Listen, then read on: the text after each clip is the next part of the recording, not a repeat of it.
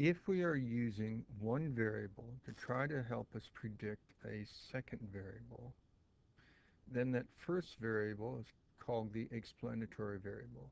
It's explaining why or what's going on. And if we change this thing, then it affects this other thing. Now, the variable that's being predicted is referred to as your response variable.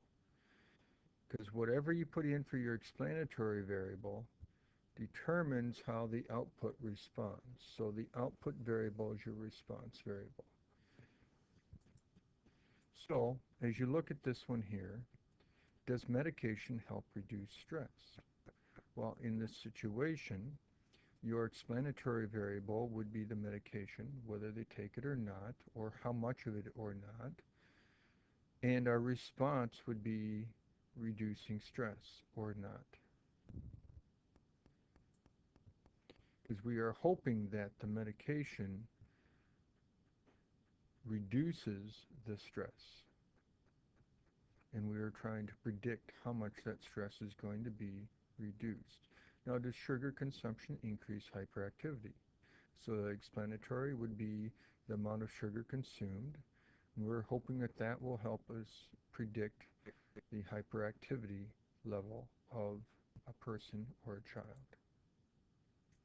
So for each one of these situations, go ahead and see if you can identify which is your explanatory and your response. So here are, in the first one, explanatory would be the yogurt that you're eating, and your response would be how much weight do you lose. Down below, you're wearing red would be your explanatory, and your response would be the attractiveness.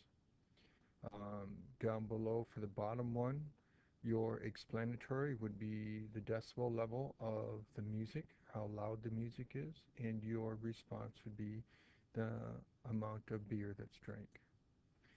So in summary, we have data that shows up everywhere on a wide range of topics, a lot in healthcare, but also in other areas too.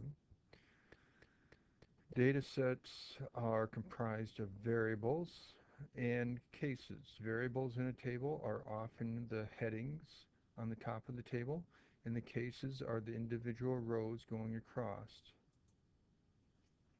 We have categorical and quantitative data that we can collect, and then there's also explanatory and response. Your explanatory could be categorical or quantitative. Your response could be categorical or quantitative. So this is just an introduction to the beginning of our stats.